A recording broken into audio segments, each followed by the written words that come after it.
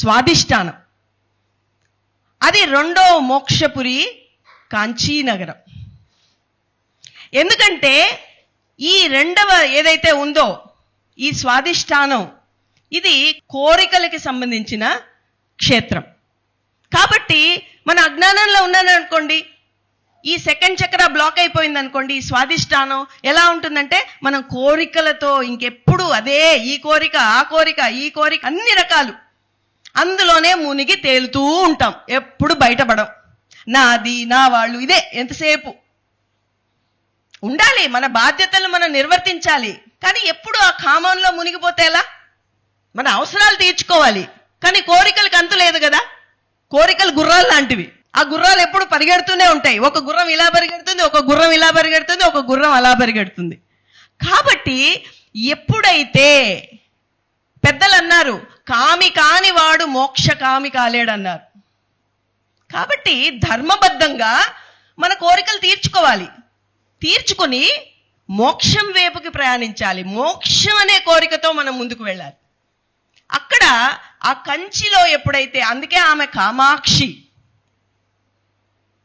కామాక్షి కామాక్షి అమ్మవారు. ఎప్పుడైతే ధర్మబద్ధంగా మన కోరికలను ఏవైతే మనం నెరవేర్చుకొని ధర్మబద్ధంగా జీవిస్తామో అప్పుడు ఈ కోరికలు తీరి ఈ ప్రాపంచికంలో ఎప్పుడు కూడా సంతృప్తి ఉండాలండి. ఆధ్యాత్మిక మార్గంలో అసంతృప్తి ఉండాలి. ఎప్పుడు ఇక్కడ సంతృప్తి ఉండాలి, అక్కడ అసంతృప్తి ఉండాలి. కాబట్టి ఇవి నేర్చుకొని మన కోరిక ఎప్పుడు కూడా ఆ మోక్షం వైపుకుండాలి. కాబట్టి ఒక్కసారి రెండవ చక్రమైన కంచి కంచికి ఒక్కసారి గట్టిగా మనం చప్పట్లు కొడతాం. తర్వాత ఈ మూడవ క్షేత్రం ఏంటంటే అయోధ్య. అయోధ్య చూడండి, ఇక్కడ ఎలా ఉంటుందంటే, మనము చాలా మందికి సమస్యలు ఏముంటాయంటే, ఇక్కడ బ్లాక్ అయితే శక్తి లేనితనం, మన జీవితం పట్ల మనకు కంట్రోల్ ఉండదు, ఆత్మస్థైర్యం ఉండదు. కాబట్టి ఇక్కడ ఏంటి, కైకేయి ఏం చేసింది, ఆవిడ యొక్క ఇన్సెక్యూరిటీతో భయంతో ఏం చేసింది, శ్రీరామచంద్రుణ్ణి వనవాసంకి పంపించేసింది. కానీ ఎన్ని అడ్డంకులు ఎదురైనా, ఎంత వనవాసానికి వెళ్ళినా, ఏమి జరిగినా కూడా శ్రీరామచంద్రుడు ఎలాగ ఒక ఆత్మస్థైర్యంతో, ఒక మనిషి ఎంత అద్భుతంగా జీవించవచ్చు అనేది శ్రీరామచంద్రుడు సీతమ్మ తల్లి మనకి ఒక ఉదాహరణగా జీవించి చూపించారు. ఆత్మస్థైర్యం ఉంటే మన జీవితంలో ఎన్ని అడ్డంకులు వచ్చినా కూడా మనం ఎదుర్కొంటామండి. ఆత్మస్థైర్యం లేకపోతే మన జీవితంలో అనుక్షణం కూడా మనం అయ్యో నేను చేయలేనేమో, నాకు ఆ శక్తి లేదు, నా జీవితాల సమస్యలు ఉంటే నేనేమి చేయలేను, నిస్సహాయురాలిని నిస్సహాయుడిని అని ఎప్పుడూ మనం భావిస్తూ ఉంటాం. కాబట్టి శ్రీరామచంద్రుణ్ణి సీతమ్మ తల్లిని మనం ఆదర్శంగా తీసుకొని ఆత్మస్థైర్యాన్ని మనం పెంచుకొని మన జీవితాన్ని అద్భుతంగా మనం జీవించవచ్చు. ఒక్కసారి ఆ మూడవ చక్రానికి, ఆ శక్తి క్షేత్రానికి, ఆ అయోధ్యకు ఒకసారి గట్టిగా చప్పట్లు కొడదామండి. తర్వాత అక్కడి నుంచి మన ప్రయాణం నాలుగవ శక్తి క్షేత్రం. చెప్పండి ఏమిటి నాలుగవ శక్తి క్షేత్రం? అనాహతం. అనాహతం. కానీ ఏంటి శక్తి క్షేత్రం? మోక్షపురి శ్రీకృష్ణుడికి సంబంధించింది. మధుర. ఎందుకంటే ఈ అనాహత చక్రం ఏంటంటే ప్రేమ.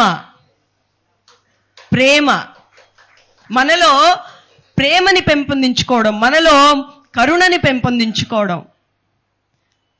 అది ఎప్పుడైతే బ్లాక్ అయిపోయి ఉంటుందో ఈ క్షేత్రము, మనలో ఎప్పుడు ద్వేషం ఉంటుందండి.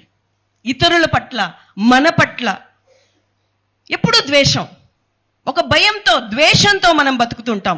ఎలాగా కంసుడు ద్వేషంతో ఎప్పుడు శ్రీకృష్ణుడిని చంపాలనే ప్రయత్నించాడు చిన్న పసిబిడ్డగా ఉన్న క్షణం నుంచి. ఎందుకు? ఈ 8వ అష్టమ గర్భంలో జన్మించిన ఈ బిడ్డ నిన్ను చంపుతాడు అన్నారు కాబట్టి, ఆకాశవాణి చెప్పింది కాబట్టి, ఆ చిన్న బిడ్డను చూసి భయపడుతూ ప్రతి క్షణం భయంతో జీవించాడు, ప్రతి క్షణం ద్వేషంతో జీవించాడు. కానీ ఎప్పుడైతే మనం ఆ బ్లాక్స్ని రిమూవ్ చేసుకుంటామో, శ్రీకృష్ణుడికి ఆ గోపికలకి మధ్య ఉన్న ఆ అనిర్వచనీయమైన ప్రేమ, అనురాగం మన హృదయంలో కూడా అది మనం పెంపొందించుకోవచ్చండి. మరి అలాంటి ప్రేమ, ఎందుకంటే ఈ శక్తి క్షేత్రం చాలా ముఖ్యమైనదండి. ఎందుకంటే పైన వాటికి కింది వాటికి కనెక్ట్ చేస్తుంది, మధ్యలో ఉంది ఇది. ఈ ప్రేమ లేకపోతే ఏం చేస్తామండి మనం? ఇప్పుడు పత్రి గారు అందరి హృదయాలని ఆయన స్పందించారు అంటే ఆయన ప్రేమతో, ఆయన మైత్రితో, ఆయన జీవించిన విధానం, ప్రతి ఒక్కరి పట్ల ప్రేమ, ప్రతి ఒక్కరి పట్ల మైత్రి.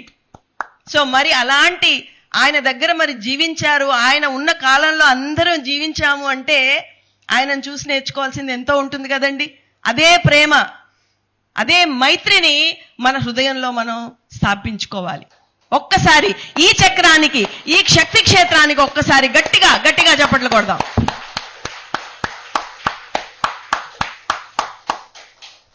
తరువాత ఇక్కడి నుంచి మన ప్రయాణం, ఇది ఉజ్జయిని, విశుద్ధం. ఈ విశుద్ధం ఏంటంటే అండి, ఇక్కడ బ్లాక్ అయిపోయింది అనుకోండి ఈ చక్రము, మనం ఏం చెప్పాలనుకుంటామో చెప్పలేం, సృజనాత్మకత ఉండదు. కాబట్టి చాలా మందికి ఇక్కడ ఆగిపోయి ఉంటుంది అంతా. ఎన్నో చెప్పాలనుకుంటారు కానీ నోట్లోంచి ఒక్క మాట పెగలదు. ఎంతో సృజనాత్మకత ఉంటుంది మనకి, కానీ అది బయటికి మనం తీసుకురాలేం. అంతేకాకుండా ఇక్కడ ప్రాసెసింగ్ కూడా జరుగుతుందండి. ఎలాగైతే మన మహాశివుడు హాలాహలం వచ్చింది, ఆ హాలాహలాన్ని ఏం చేశాడు ఆయన?